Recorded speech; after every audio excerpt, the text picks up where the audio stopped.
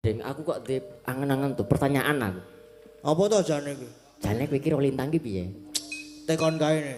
Nah. Loh, Iki tekan netizen iki wis kepacut baper lho iki.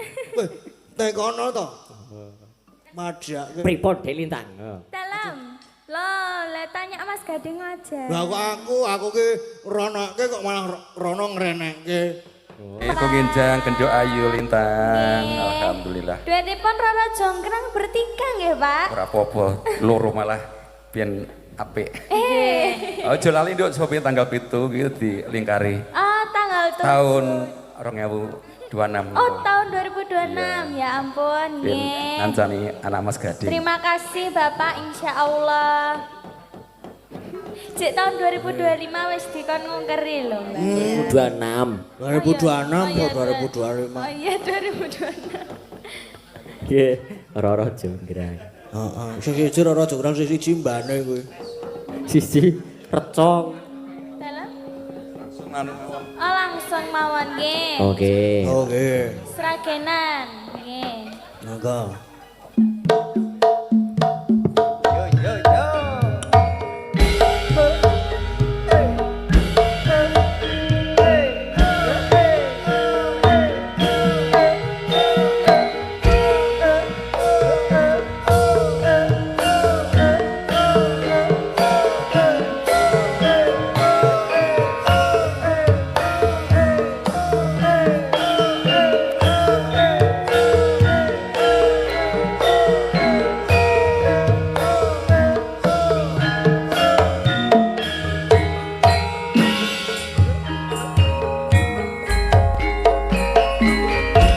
Roro Jonggrang pancen kowe ayu tenan. Ora mogal yen aku nandang kasmaran. Waspadakno prajuritmu kalah perang. Mula kowe dadi wanita boyongan. Joko Bandung kowe aja kumalengkon. Barang iki kanggo kudurung rampung. Belum mati Kang Mas Prabu kepala. Kang wis sedo rapuh ing kono Tobat-tobat kowe wanita peparat. Ora ngerti yen Bandung lanange jagat. Putra ratu pengging Prabu Damarmaya. Aku duwe aji sakti Pandawasa. Roro Jonggrang manota sampundhut karo Joko Bandung aku duwe begono. Candi Sewu sawetara kudu dadi. Iya Jonggrang manyuwun tak nuruti.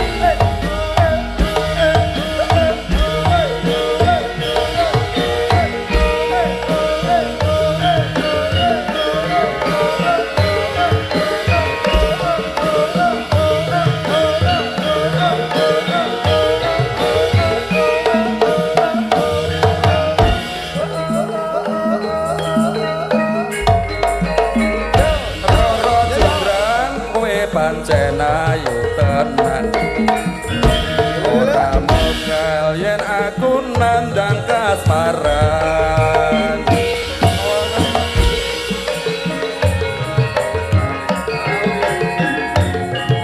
Kowe dadi wanita boyongan. Joko Bandung kowe aja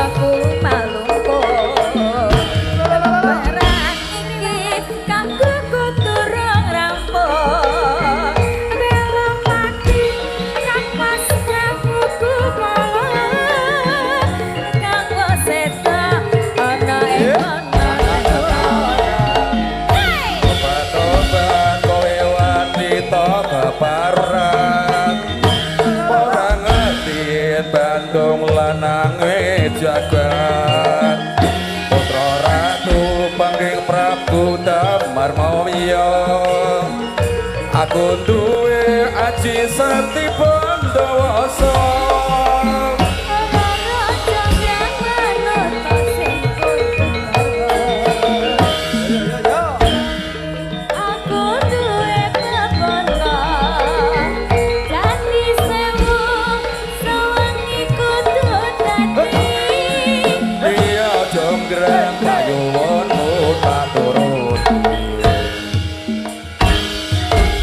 Terima kasih Bapak Matur Berdikari sebangun, sampun Putra dipun Berdikari. dueti.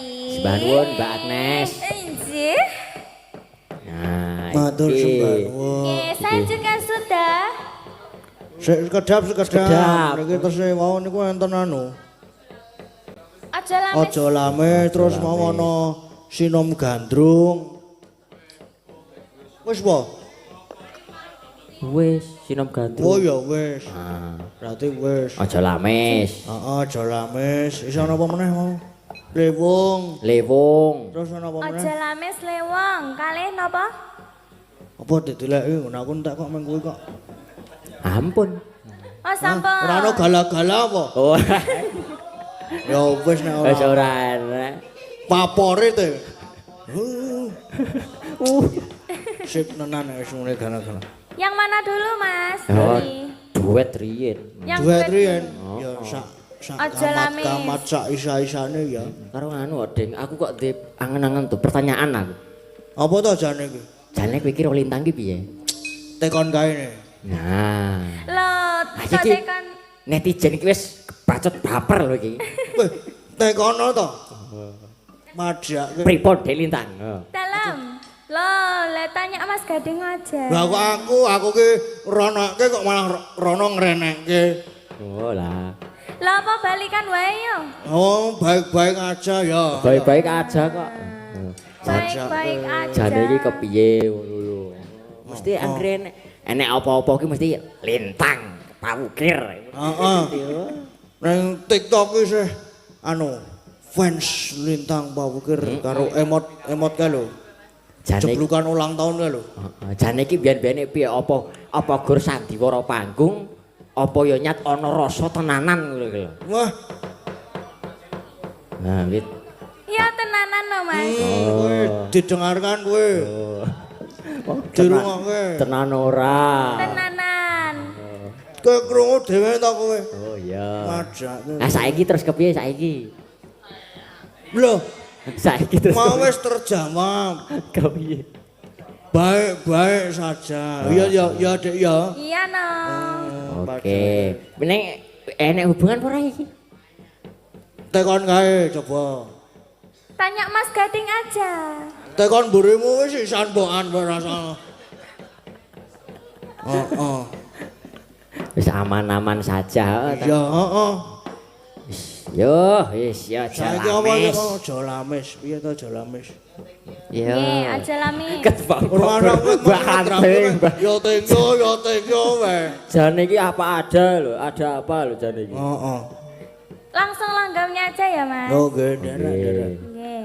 Nek kula mboten saged nyuwun ngapunten. Engko dituntun karo Dek Lintang. Lha apa ya aku kuwi picak rumangsamu. Ngono lho.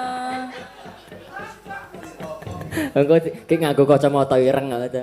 Lha kon nulis tukang pijat. Tenanangang senengane kok.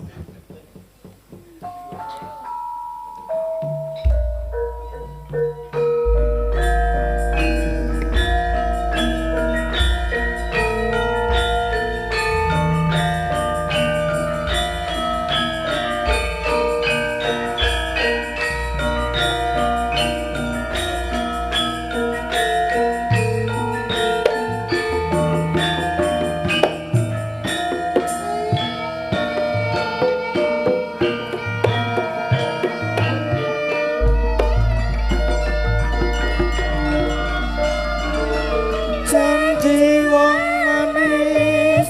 Yen to mong lamis. Pripun? Ora sida duet. Mau dereng siap lah kula niku di apa jenenge diceting Pak De Putra Tigare Gena Baladewa niku 2 hari lalu kok ya. 2 hari lalu niku mangke iki ya le iku diapalke. Oh nggih. Lah kok malah ketekan. Berarti Bapak Ana apa jenengan pripun? Dalam? Pripun? Dadakan nggih berarti Bapak Putra Tigari niki wau. Oh 3 hari. lho. Kuwi pas banyak kumpulan aku kae terus tangi turun menyang nang kampus kumpulan. Oh, enggak sempat ngehafalin. Nah sampai rumah menghafal neng kok ora mlebu-mlebu. Menghafal ki nyantol sing nyeneng tawangku mau nyantol. Oh to. Galak-galak. Terus apa jenenge? Singkong dan keju barang nyantol. Nah bahasan terus habis itu Hamin 2 kuwi Iya. ngapalke. Bangine iki aku latihan hari sebelum wayangan sik tadi malam. Nggih. Niku wonten latihan kagem benjang tanggal 7 itu. Ya. Nah, terus sampai rumah langsung kelipuk tidur. Tidur enggak sempat ngehafalin lagi. Enggak semua lah nganu banget, kesel banget ngantuk. Bangun terus bangun sudah jam piro ya? Jam 4 po ya? Jam 5. Jam 5 malahan, jam 5 sore pokoknya jam 5 sore iki. Jam 5 sore. Terus langsung persiapan berangkat wayangan tadi malam. Begitu. Terus tadi tidur bangun jam 3. Jam 3 menghafal sedikit tadi. Ya. Ameng entuk ngarepe tok. Aja sok gampang jadi wong manis kuwi mau. Mengentuk kuwi tok. Lah ya mau jane diangkat dhewe. Napane? Lagune. Jajal sak bait kuwi tok ya. Wis ora sak. Kuwi wae wis sah kuwi. Sesuk meneh. Ya. Oh ya. Kapan? Neng kapan ya? Sesuk meneh iki kapan ya? Sesuai banget nih ketoke rono ae. Ora apa-apa lah. Gimana Mas Gading ini? Pripun?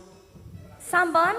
Napa ada lagi yang dereng dipinangkan? Kesehatan apa mboten? Kantun Lewung Bude Prastiwi. Oh kanton lewat. Ayo ning ya dikancani no. Nah, dikancani. Oh, dikancani karo Mbak Lintang iki. Mbak Oh, Lintang. nggih. Mbak Anting. Karo Mbak Anting bareng. Bertiga. Heeh. Kalau Ayo, Mbak wis Anting. dirememeng. Ora apa-apa karo tambahi Mbak Agnes. Pras. Sisan 3. 4. Engko lak ketok dhuwur dhewe. Tambahi Mbak Orisa. Wis ngantuk kabeh lho Mas. Justru sing ngantuk-ngantuk kuwi. Sing Kakean kira-kira ngantuk sapa? rasan mau wesan. Sing kira-kira ngantuk sapa? Mbak Agnes. Mbak Agnes. Mbak Anting kuwi ngantuk banget kuwi ketok. Ketok kuwi kok wis. Terus ana Yo Mbak Antil. Mbak Anti. Kok njuk melu-melu Mbak Antil. Jeh, Mbak Agnes niki ngantuk. Waduh iki jan wis bobok iki ya ampun. Ayo. Goleke Cahayu. bantal kono. Ayo to. Alah jarike kari buka. Glo malah kucinge glo sing teko glo. Ayo Mbak Agnes. Oh iya. Ini Mbak Agnes juga ini. Mbak Agnes juga. Jarene sing ngantuk aku mah ora ngantuk kok iki. Ngapuse. Sing ngantuk Mbak Agnes tok ya. Ibu ngantuk mboten Ibu? Sing ra ngantuk mimpin berarti. Waduh, Ibu ngantuk Mas. Boten, aku betah melek kok nduk. Ah, berarti Ibu mimpin. Oh. Iya wis wong papat. Dhuwur dhewe. Niki napa tembange? Lewung. Oh iya nggih. Nah, wis ngantuk berarti. Udah Wis lali iki berarti ngantuk artine. Ayo monggo Wiyaga, jangan mengantuk. Senyum dulu Wiyaga. Ayo jating til, anu jatil ting. Baru Monggo. Yuk. Ting ting ting. Ding ding ding.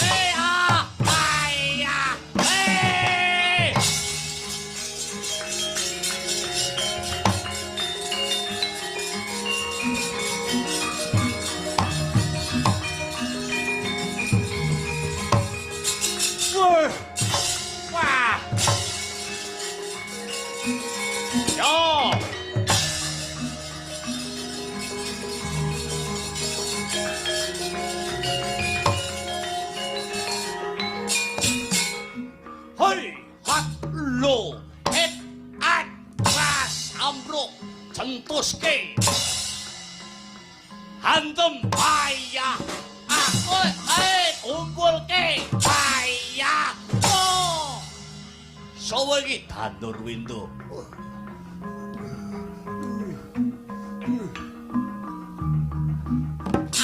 Woi, waya, o a o, wah, Windu,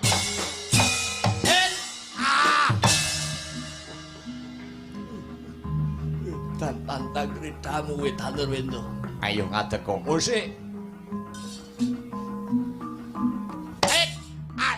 Ho! Hei! Oi! Hei! Waya! Wah! Ayo, rene!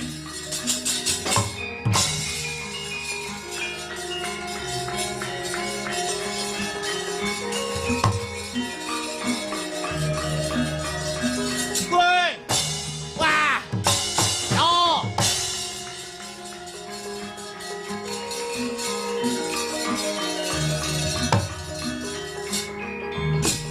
Apa iki? Joko Suseno, anak Raden Antasena. Pupuh godo, ilang nyawamu cobanen. Hit. Pas. Hit. Pas. Ho ha. Ho ha hey.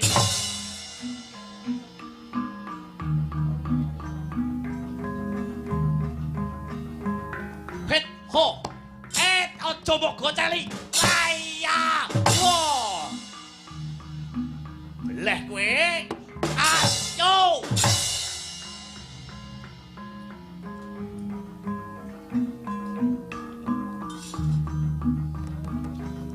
Hit ha. Hit. Ayah. Ayo. Wah, tolong tumbak. Hi. Hit ha. Hit lo.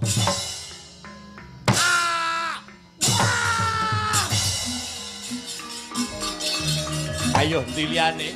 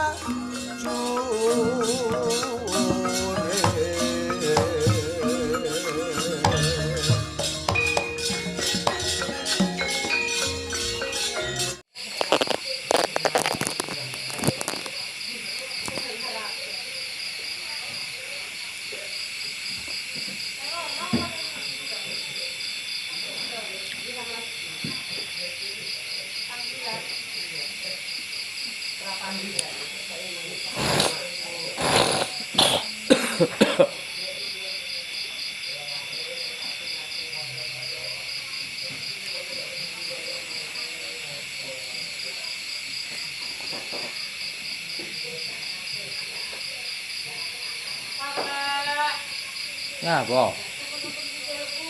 Busuk kapan ini kok busuk-busuk. Ora sawan san. Belum tahu terus saya dulu, desa ngono iki. Kok desa ning boyo nyatu koyo sumbat.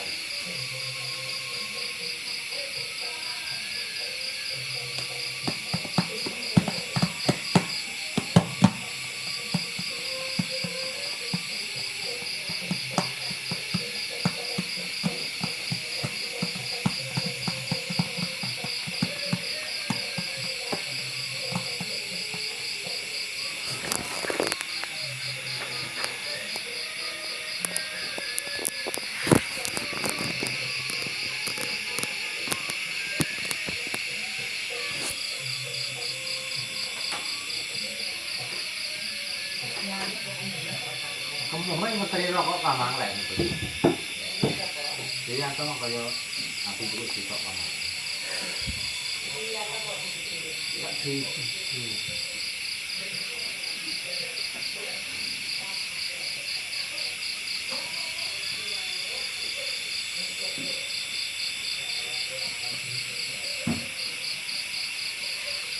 Namun tangan kue sih orang sama lek wan.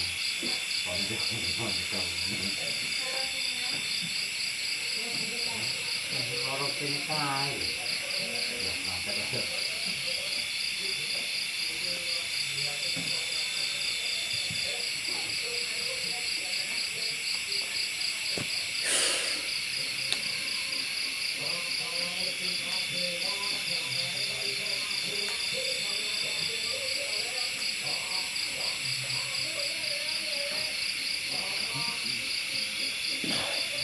Isik kok main isin kamu. Kemang lagi, lancuran 600 lebih. Iya. Jadi kita kok masih ya.